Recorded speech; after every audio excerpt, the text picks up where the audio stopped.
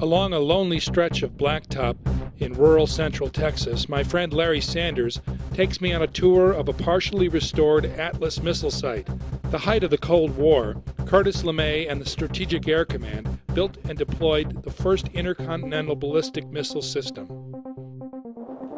We're standing atop an Atlas F ICBM launch facility. And this facility was built in 1961 at a cost of between $18 and $22 million.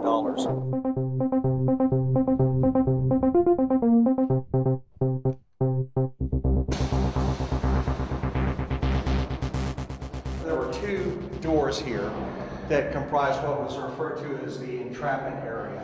So when a crew reported here, they would pick up a telephone, identify themselves, and then this door would be unlocked remotely. They'd step through this door, lock it behind them, and they'd be entrapped between two locked doors. They'd pick up another telephone, and the commander then would re-identify himself, and he would be given a number by the commander in control of the site underground. And he had to add to the number he was given another number to equal the number of the day that only the two commanders were aware of.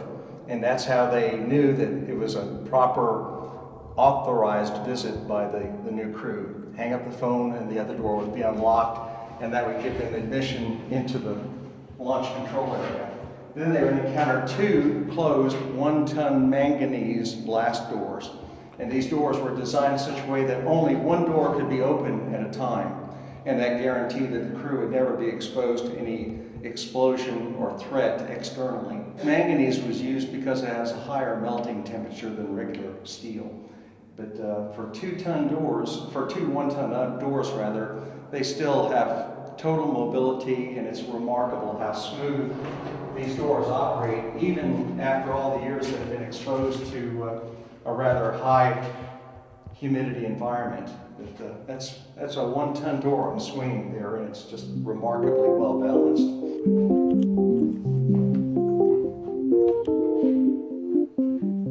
This is the first level of a 2-story structure referred to as the Launch Control Center. And this is where, level 1 is where the crew actually lived. 3 sets of bunk beds. They had a full kitchen, bathrooms, showers, all the comforts of a missile silo. And this is where they would stay basically for their 24-hour shift. And it was a toasty place to be. It's very comfortable, except there's a lot of complaints from the guys because this entire 2-story structure, and you notice the chain link on the ceiling, this entire 2-story structure was suspended from the ceiling by 4 large air shocks that allowed the entire structure to bounce up and down in the case of a nuclear attack. And the air shocks were coordinated by a central compression system. So as you walked around, as you left level 1, went down to level 2, or if anyone walked around, the entire 2-story structure was being constantly leveled by that compressed air system. So if someone was up here trying to take a nap or something, they were constantly harassed by the hissing of that compression system. The Atlas F is what they refer to as a balloon rocket. And that means that there's no internal structure of any type. It's inflated by its contents. So the lower third was RP-1 kerosene propellant. The upper 2/3 was an envelope that contained liquid oxygen. And the entire missile had its shape as a result of internal pressure. If it ever lost pressurization, just like popping the top of a Coke can, it would deflate like a balloon.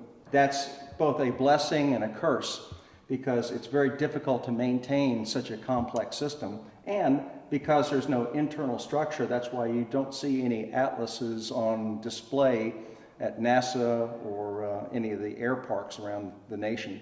It has to be inflated, or they have to create a fake atlas with an internal structure. The re-entry vehicle, which is their euphemistic way of describing the nuclear weapon, carried this Avco Mark IV, approximately a 30 megaton re-entry vehicle, 30 megaton weapon, approximately 3 to 4 times more destructive than the Hiroshima weapon.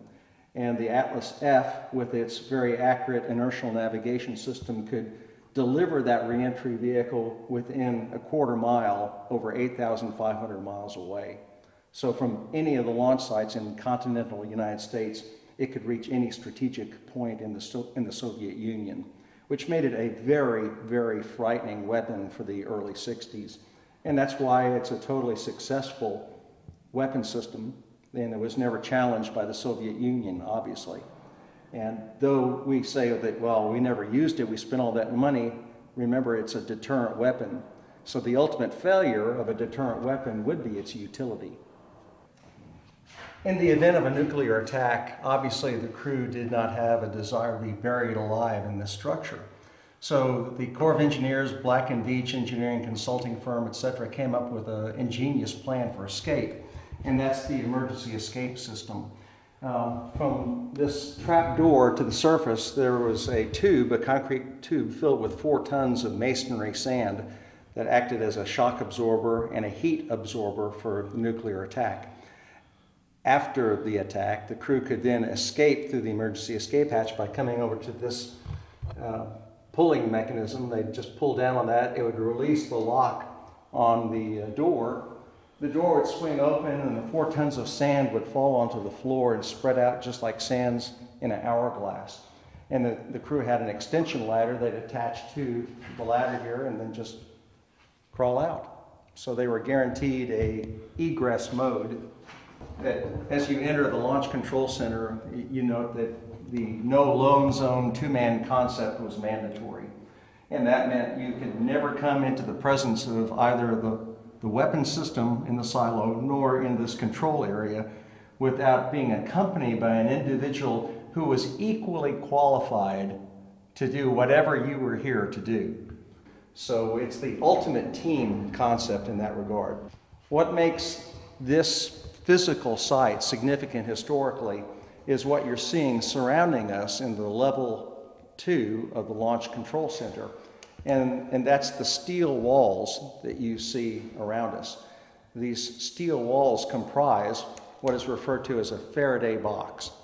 Well, in this case, the Faraday box insulated the delicate instrumentation inside the control area from electromagnetic pulse.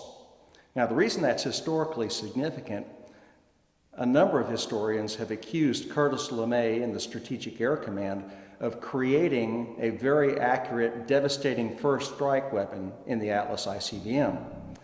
And if that was the case, if the Atlas was designed by SAC and the Department of Defense as a first strike weapon, a Faraday box would have been totally irrelevant, unnecessary, because by the time the Soviet Union retaliated, this missile would have long gone.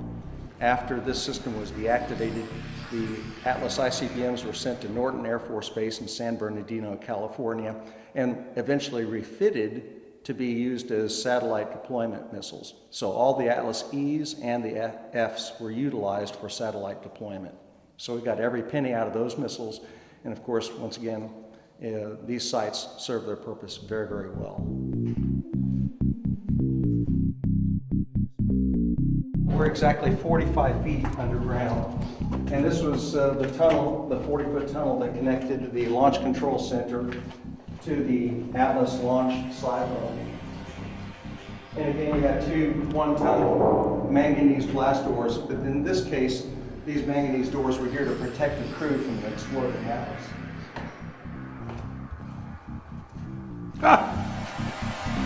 Oh! The silo is 52 feet across, and from the super hardened doors at the top to the bottom of the silo is 18.5 stories, or 185 feet. The walls from level 2 to the surface are 9 feet thick. And I used to describe those walls as reinforced concrete, and that's really a misnomer. The reality is this is a steel structure because it's comprised of 9 feet of 3-inch rebar that's so close together there's just enough room for the concrete to flow around it and hold all that steel together. And that's what makes it all but impervious to a direct hit, except by a direct hit of a thermonuclear weapon. To think about this immense structure being created in a year is astounding. To create 72 of these simultaneously in a year is even further beyond imagination. But that's the wartime mentality that all these sites were created with.